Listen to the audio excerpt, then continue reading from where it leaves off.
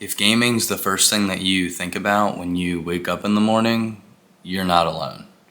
I remember when I was in high school and college, when I was really big into this game called League of Legends. I would play it for hours and hours on end. I would get home from high school.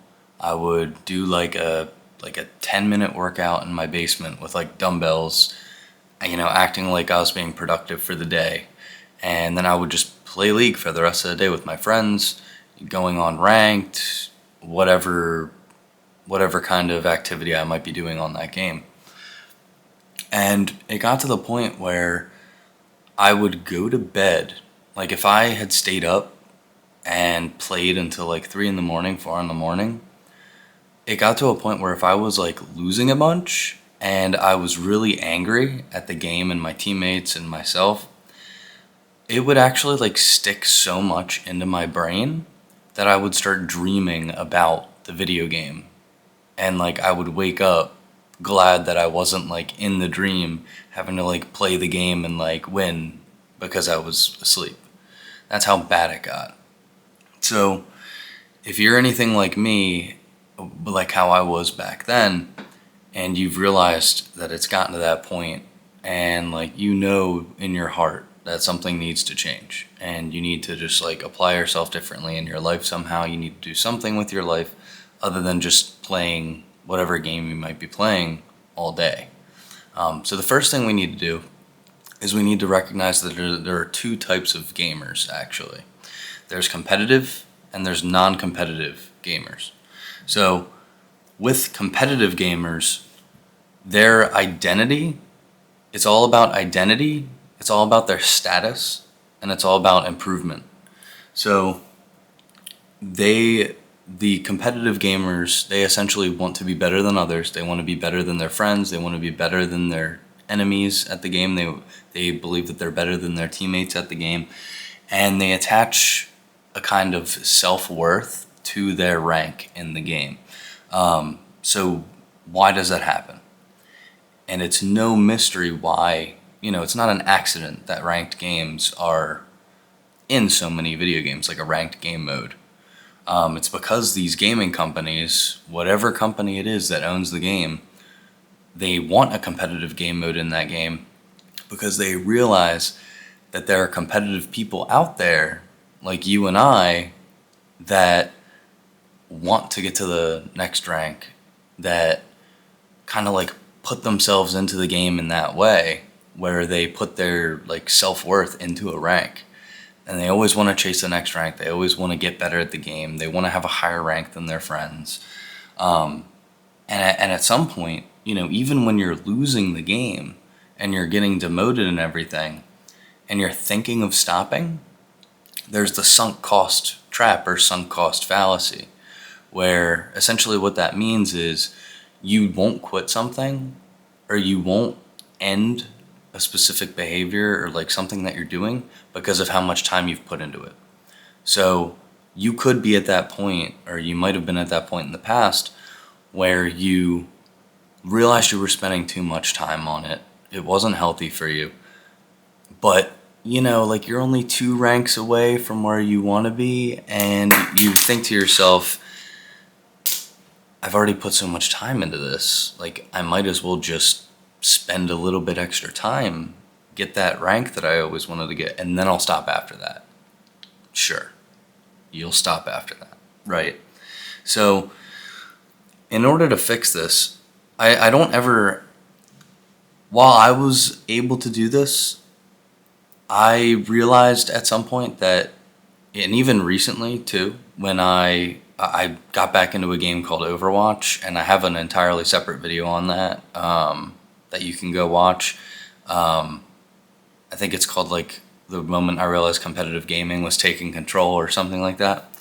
I realized in my life that I needed to stop because Overwatch competitive was taking too much time up out of my life when I wasn't uploading on YouTube. I wasn't like doing any of the good things for myself. So I kind of just cold turkeyed it. I stopped the day that I realized that, I didn't need this in my life anymore and it wasn't getting any better. But you might not be able to do that. So what I would recommend is just being consistent in lessening the time that you're playing. So you might, instead of playing for 7 hours in a day, you might play for 2. But then at that point, you're going to just play for the 7 hours because you don't have anything to fill your time with. So the big fix is that there's a hole where that gaming used to be in your schedule, and you need to find activities to, I guess, place your drive into. If you're a competitive gamer like I am, you need to place that competitive drive into something else.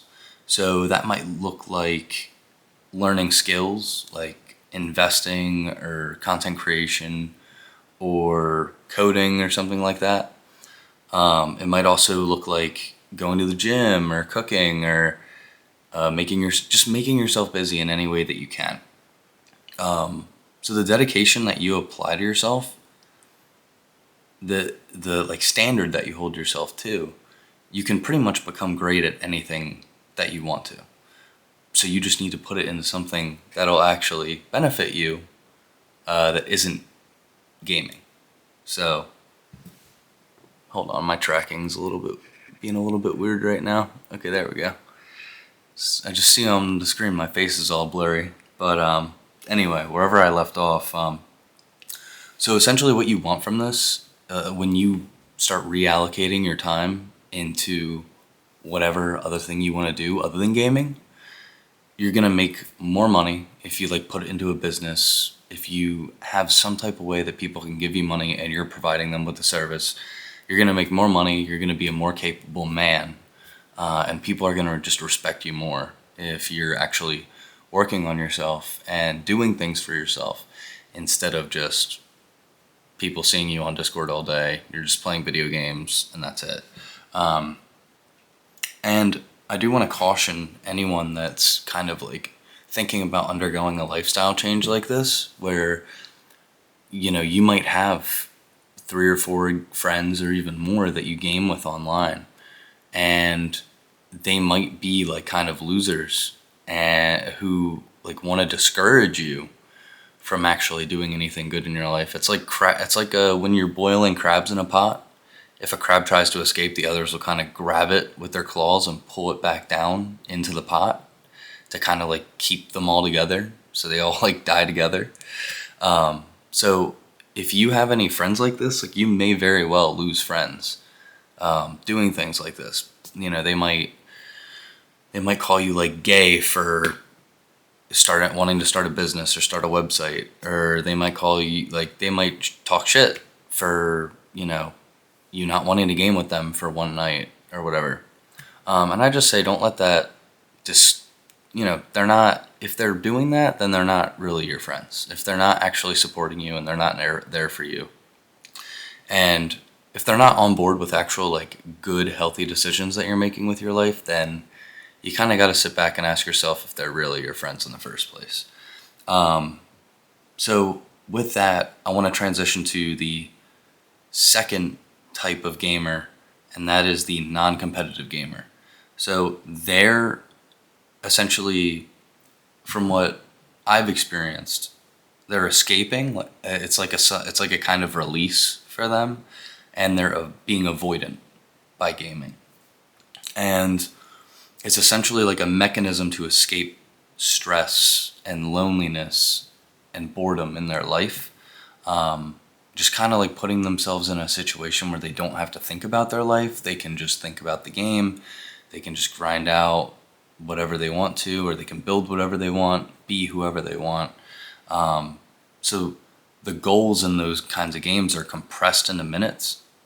So instead of, you know, somebody in real life having the goal of like, oh, well, I want to bodybuild, I want to get leaner, I want to get more muscular, that might take years when they could just log on to a game and accomplish another goal in 20 minutes.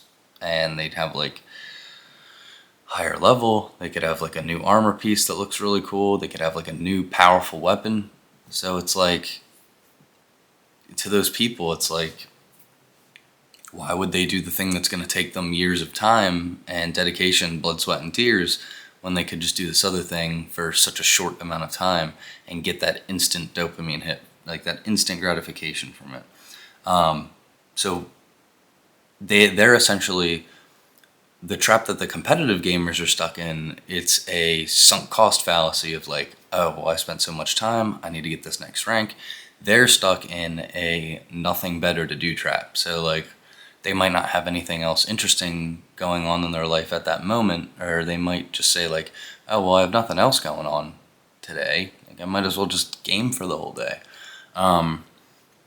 So if you're that type of gamer and you realize that you don't want to be spending so much time and it's not actually helping you, what you need to be doing is you need to attack your free time, but not in like a competitive fashion. Like if you're not that like competitive kind of person like I am, you need to find ways to keep yourself busy, but not in a way where you're applying a competitive drive to it. So I'll give you my daily checklist, for example. Obviously, you're not going to be interested in every single activity I might be, so just take it for what it is, and you can kind of come up with your own like schedule or whatever. So I'll get up in the morning, I'll go to the gym, I will come home from the gym. So I wake up around like I work three in the afternoon to 11 at night. So I go to sleep fairly late, around 2 in the morning, 1:30 in the morning. So on a recording day, which is today, I will have gotten up around 10:30 in the morning, go to the gym for probably about an hour, 30 minutes. That'll take me till like 12:30, maybe 1 o'clock, depending on how quickly I get through the workout. I'll come home, make myself something to eat immediately, just some kind of high protein meal to kind of like help with the recovery, the hypertrophy, everything like that. So I'll make myself something to eat. I will then pack my own lunch for when I go into work. I'll go grab a shower, get changed for work, and before I head out to work, I will do my gratitude journaling. So I will list, I'll have to do another video on that sometime of how that's helping me with productivity and my mindset and everything. But I'll write down 5 things that I'm grateful for that day. And I'll do kind of like a daily journal, like a daily log of like how I'm feeling that day, what's going through my head, just to kind of keep me like more in the present, more self-aware. Then I'll go to work my 3 to 11, and then I'll come home, record, edit, and get it out by around 1 in the morning. So I mean that keeps me busy. Like on a recording day, I don't have time to game. Like I'm reading, I'm going to the gym, I'm doing what I need to do, I'm eating, I'm going to work, I'm reading books, I'm recording, and getting more exposure for my business. So, and even on a non-recording day, if I do end up getting into a game again, it's not going to be, I know my personality and I know what makes me want to play a million hours of something. And that's if all my friends are playing it and it has a rank system and it's a game that I think is fun, that's dangerous for me. So I might play a game like Minecraft, or like it's just a game where I can go on there, just like do some menial thing in there for like 30 minutes, just chat with friends and just leave it at that. And like I feel like I can log off. There's no like hardcore like progression rank system I need to follow. I don't feel like obligated, like, oh, I'm gonna miss these daily events. Oh, what side am I gonna pick? And like, oh, I need to actually progress both sides so I can get the rewards for that week. And there's just nothing like screaming at me to keep playing. So it helps to know yourself and know what kind of gamer you are. That's the first thing you need to figure out. So you can think of it in a way of competitive gamers. They need a new arena to kind of like put their competitive drive into. in the real world. Casual gamers, like the ones that'll be on Minecraft but spend like 6 hours a day on there, they need to find things in their life that they want to do and they want to grow on, and essentially like make their life outside the game better. And if you do that and you're able to cut down on the gaming, at least you're going to have less brain fog. You're going to have, more mental clarity. You're going to have confidence in the real world, more meaningful relationships. It's just all around just better for you in pretty much every single way. But also at the same time, you can be both a competitive gamer and a non-competitive gamer. Like there are seasons in my life where I was very competitive, very like grinding out the ranks. And then there was other parts of my life when I was like if there was something like really stressful in my life going on, I wouldn't just use those competitive games as an outlet for my competitive drive. I would also use them as an escape as well. And that happened with Overwatch too. Like I would go on there to not just grind ranked sometimes, but also like escape from a stressful situation. And it's just not good overall because you're not like confronting that situation in reality, and you're not making your life outside the world better by just escaping and playing a video game. So I hope this helped you. I hope that you're able to find out for yourself what of the two kind of gamers that you are. And if you're both, I hope my suggestions with, filling your time with something else and attacking your free time help you.